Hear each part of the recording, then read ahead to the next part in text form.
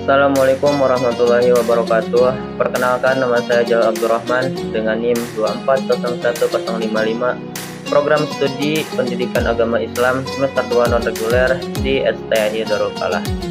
Dalam video kali ini saya akan menjawab beberapa pertanyaan soal ulangan akhir semester usul fikih dengan dosen pengampu Bapak Dr. Komarudin MPD.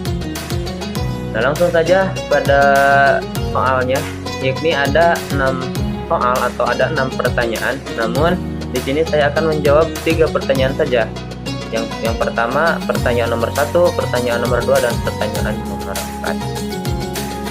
Nah, lanjut saja ke pertanyaan nomor 1, yaitu dalam Quran surah Al-Maidah Allah Subhanahu wa taala berfirman, yakni wa ta'awanu 'alal birri wat taqwa. Nah, bagaimana hukum asal perintah atau amar dalam usul fikih? Nah, analisislah dalam ayat tersebut apakah hukumnya itu wajib, sunnah, makruh maupun mubah.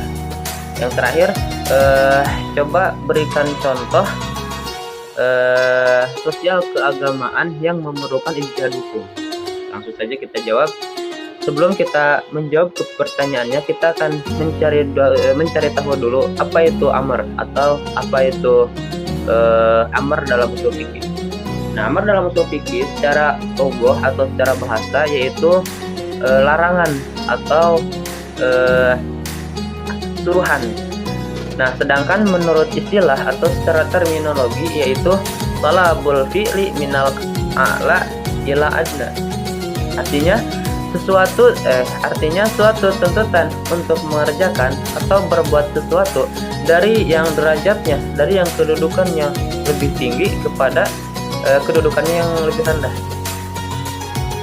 Nah, kita implementasikan atau kita analisis dari ayat yang tadi yang sudah dibacakan dalam Quran surah Al-Maidah ayat 2, yaitu la ta'awanu 'alal birri wat taqwa wa la ta'awanu 'alal ismi wal 'udwan. Artinya, tolong menolonglah kamu dalam mengerjakan kebajikan dan takwa, dan jangan tolong menolong dalam berbuat dosa dan permusuhan. Nah, kita analisis. Di sini perintah amarnya yaitu lafaz ta'awanu. Di sini ta'awanu itu kalimahnya fi'il amar, yang artinya tolong menolonglah. Nah, nah di sini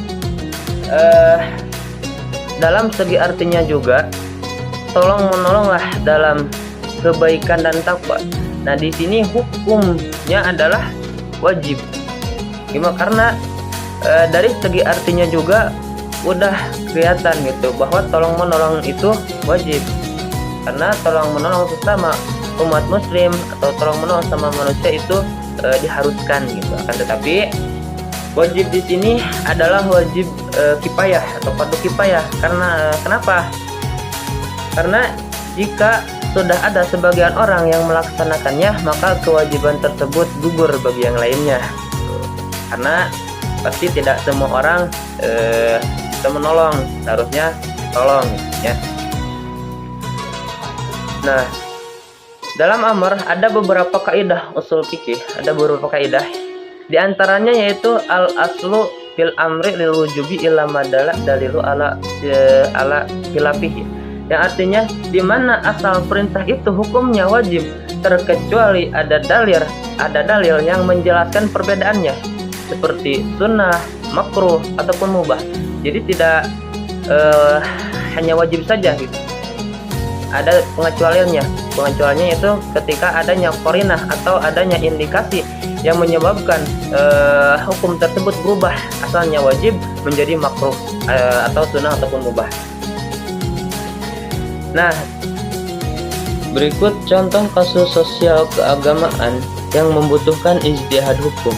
Nah, contohnya penggunaan teknologi digital, seperti menggunakan media sosial ataupun menggunakan kecerdasan buatan. Sekarang sudah canggih ya. Nah, di sini dalam konteks ta'awanu 'alal birri wat taqwa atau tolong menolonglah kamu dalam kebaikan dan takwa. Nah, di sini sekarang banyak orang yang menggunakan media sosial itu untuk berdakwah, menyampaikan ukhuwah Islamiyah atau menyampaikan syiar-syiar agama Islam itu. Nah, itu bisa bermanfaat gitu bagi orang-orang yang awam atau yang belum tahu gitu. Namun di sini yang membutuhkan ijtihad hukumnya banyak pertanyaan-pertanyaan. Apakah dalam agama Islam boleh dakwah menggunakan media sosial? Apakah itu nah itu hukumnya gimana? Banyak ya sekali yang bertanya seperti itu. Nah, baik, mungkin jawaban dari soal yang pertama cukupkan sekian. Kita tarik kesimpulan. Jadi kesimpulannya adalah amr itu adalah perintah yang hukum asalnya itu wajib. Ketika belum ada qarinah atau indikasi yang merubah hukum tersebut yang asalnya wajib menjadi sunnah, makruh maupun mubah. Nah, dalam wa ta'awanu 'alal birri wat taqwa di sini itu hukumnya wajib. Kenapa? Karena di sini tidak ada qarinah atau tidak ada indikasi yang memerintahkan di sini hukumnya untuk sunnah ataupun makruh gitu. Nah, mungkin jawaban sekian saja. Ada pertanyaan soal nomor 2, yakni dalam soal nomor 2 yaitu apa pengertian nahi menurut usul fikih dan bagaimana implikasinya secara hukum. Nah, pengertian nahi secara bahasa adalah larangan. Nah, dalam usul fikih nahi adalah perintah untuk meninggalkan sesuatu perbuatan dari pihak yang lebih tinggi kedudukannya atau lebih tinggi derajatnya kepada yang lebih rendah. Contohnya larangan dari Allah Subhanahu wa taala kepada hambanya. Dan di sini menurut mayoritas ulama usul fikih, hukum asal nahi itu atau hukum asal larangan itu adalah haram. Nah, kecuali jika ada indikasi atau qarinah yang menyebabkan hukum itu berubah. Jadi misalnya makruh, mubah, atau sekadar hanya nasihat saja atau irsyad. Nah, jadi pengertian nahi itu adalah larangan. Dalam usul fikih, nahi itu adalah meninggalkan perbuatan dari pihak yang lebih tinggi derajatnya kepada pihak yang lebih rendah kedudukannya. Nah, namun tidak semua nahi atau larangan itu haram. Tidak ada pengecualian. Jika ada indikasi atau qarinah, maka bisa jadi hukum tersebut berubah menjadi makruh ataupun hanya sekedar nasihat saja. Dalam Quran surah Al-Baqarah ayat 173, Allah Subhanahu wa taala berfirman, "Innama harama 'alaikumul maitata wad dama wa lahma wal khinzir." Larangan, yakni mengharamkan gitu ya. Yang berarti bukan hanya melarang secara biasa. Nah, ini menunjukkan bahwa objek-objek yang ada di atas, objek-objek tersebut secara mutlak itu haram atau secara qati atau secara pasti haram. Nah, kita implikasikan dengan hukum. Larangan ayat ini berdampak pada hukum haram, terkecuali ada dalam keadaan darurat. Nah, jadi Jadi larangan tidak selalu bermakna mutlak, tetapi tergantung pada konteks dan qarinahnya. Kalau qarinahnya terdapat atau indikasinya di situ ada indikasinya, pasti hukum itu tidak haram saja. Pasti hukum tersebut akan berubah, entah itu menjadi makruh ataupun itu menjadi hanya nasihat saja.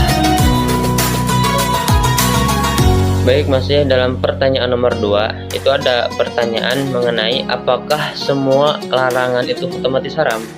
Nah, tentu tidak ya, tidak semua larangan itu bersifat haram mutlak, akan tetapi ada yang bersifat selain haram jika di situ terdapat qarinah, jika ada qarinah atau indikasi yang menunjukkan bahwa larangan tersebut tidak bersifat haram mutlak. Contohnya ada hadis yakni larangan sholat dalam keadaan lapar. Nah, di sini tidak boleh seseorang sholat ketika makanan telah dihidangkan dan dia itu menginginkannya. Nah, di sini hukumnya bukan haram, kan, tetapi makruh bila dilanggar gitu. Karena kenapa?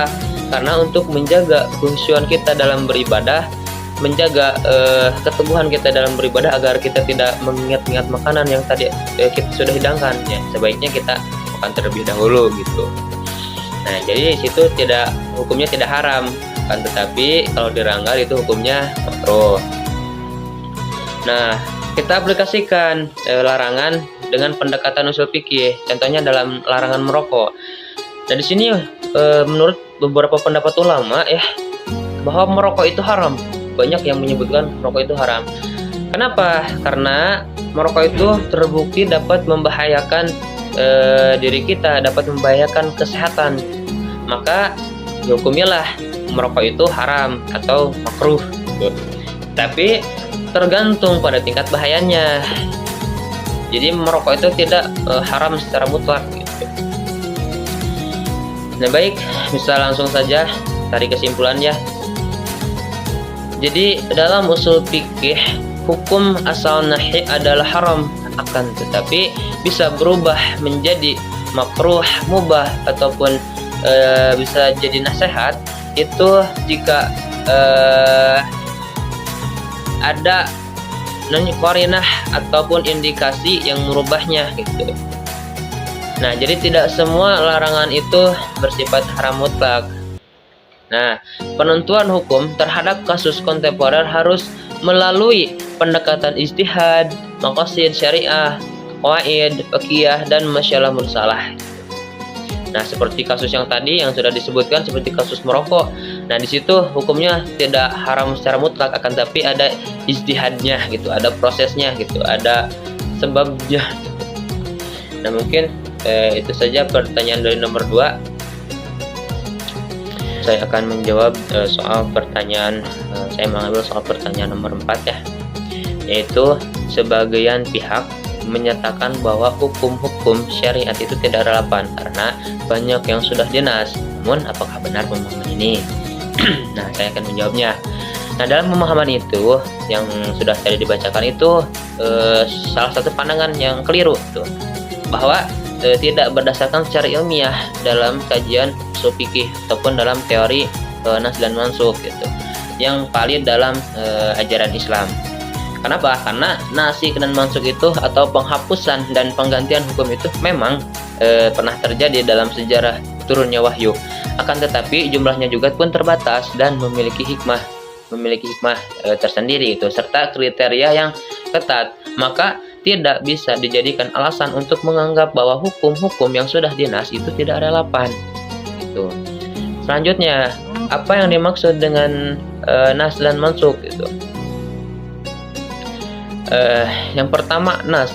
Nas adalah hukum baru yang menghapus hukum yang sebelumnya.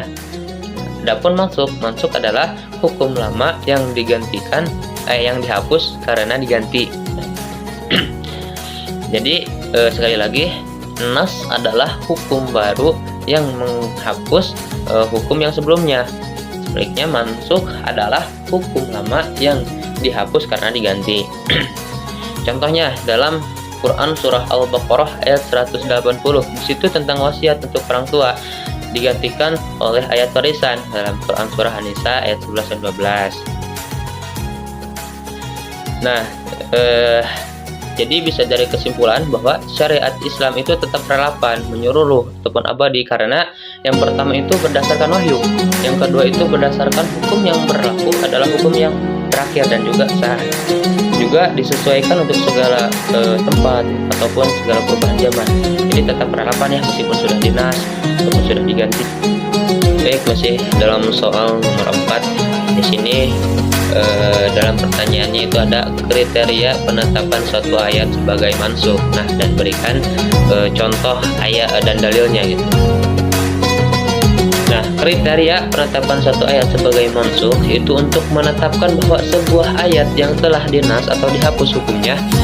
Para ulama mengisyaratkan beberapa kriteria ketat tertentu, yakni yang pertama itu adanya pertentangan hakiki atau tanakud hitam. Nah, yang kedua ada ayat kedua yang turunnya itu lebih akhir gitu, atau yang bisa disebut muakhirah. Yakni harus terbukti bahwa ayat yang menghapus atau nasik itu diturunkan setelah ayat yang telah dihapus atau mansukh, baik itu melalui riwayat sahih maupun kronologi turunnya wahyu. Nah, contoh ayat yang dinas berserta dalil penghapusannya. Nah, contohnya dalam Quran surah Al-Baqarah ayat 180 yang digantikan dengan Quran surah An-Nisa ayat 11 dan 12.